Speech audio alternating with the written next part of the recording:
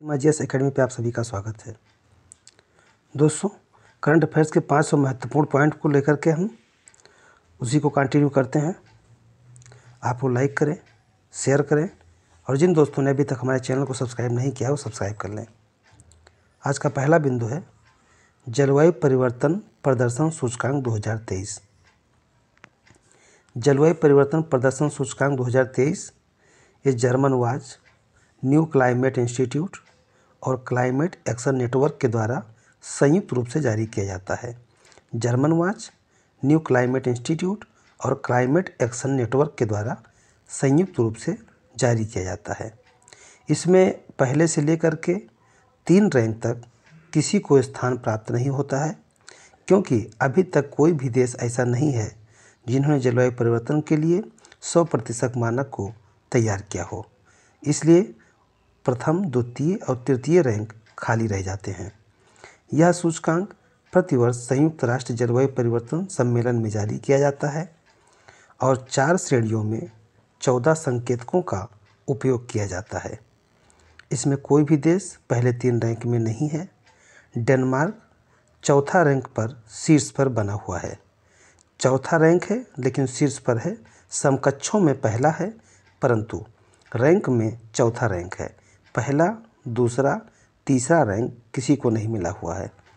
वही 5वां रैंक है स्वीडन का, 6ठा रैंक है चिली का, 7वां रैंक मोरक्को का है।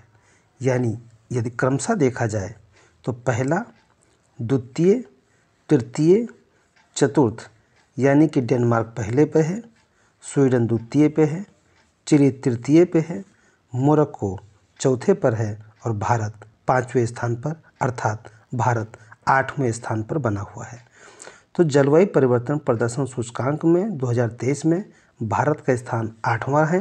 वहीं ओवरऑल देखा जाए तो 5वां स्थान देश के माध्यम से है, रैंक के माध्यम से 8वां है, क्योंकि पहला, दूसरा, तीसरा रैंक किसी देश को नहीं मिला हुआ है।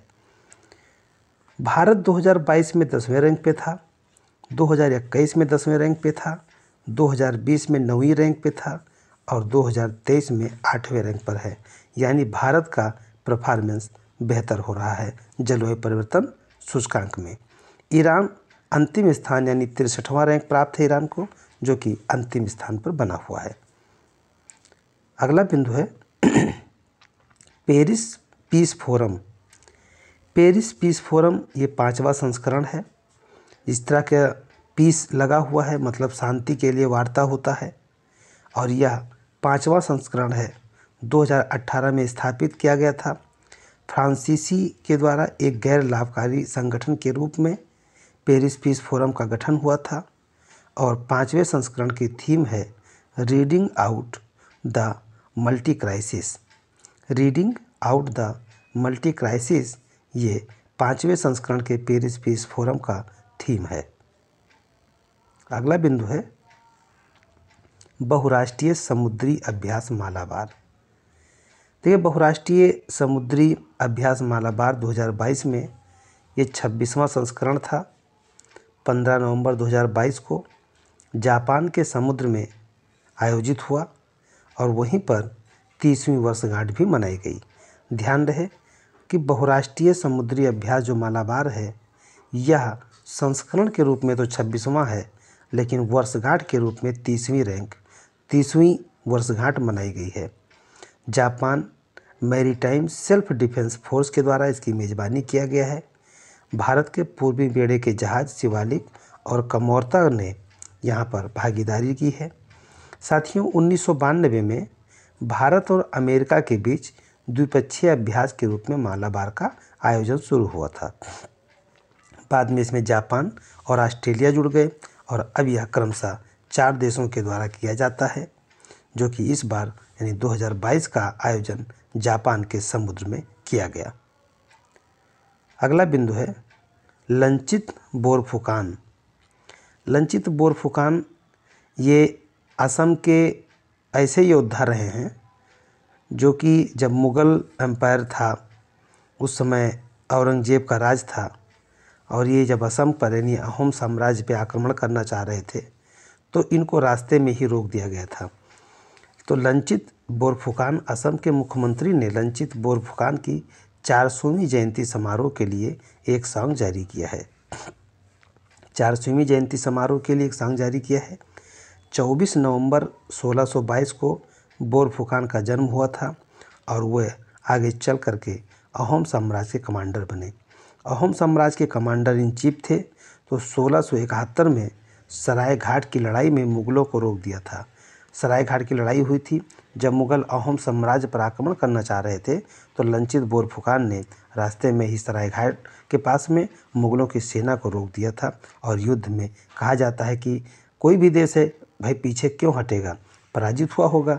तो मुगल सरायघाट जो है बोरफुकान के माध्यम से पराजित हुए होंगे, इसलिए वो पीछे हटे होंगे और अहोम साम्राज्य पर आक्रमण नहीं कर सके। तो इन्हीं के याद में असम के मुख्यमंत्री ने लचित बोरफुकान की 400वीं जयंती समारोह आयोजित करने के लिए सॉन्ग जारी किया है।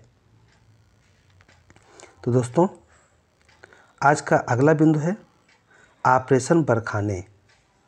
ऑपरेशन बरखाने ये फ्रांस के द्वारा अफ्रीका में चलाया गया एक ऑपरेशन था, जो कि फ्रांस ने उत्तरी अफ्रीका के साहेल में जनवरी 2013 में ऑपरेशन सर्वर लॉन्च किया था।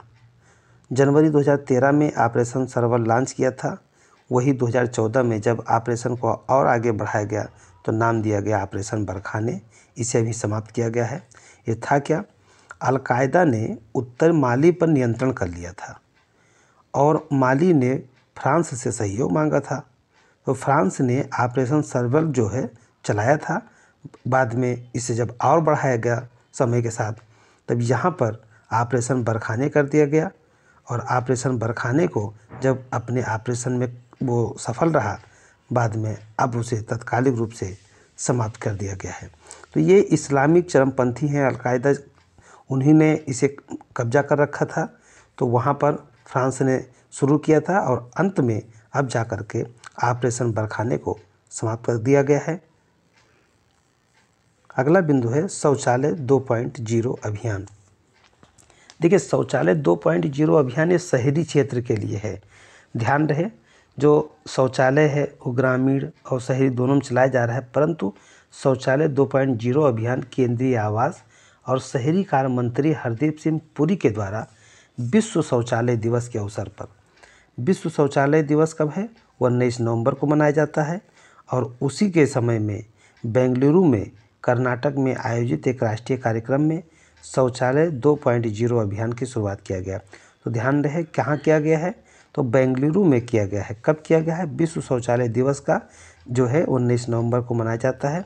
उसी के उपलक्ष्य में एक राष्ट्रीय कार्यक्रम घोषित किया गया था और वहीं पर हमारे जो केंद्रीय आवास और शहरी कार्य मंत्री हैं हरदीप सिंह पुरी साहब, उन्होंने ही एक कार्यक्रम में जो बेंगलुरु कर्नाटक में शौचालय 2.0 अभियान को शुरू किया। इनका उद्देश्य है देश के इलाकों में, यानी देश के शहरी इलाकों में सार्वजनिक और सामूहिक शौचालय का कायाकल्प करना।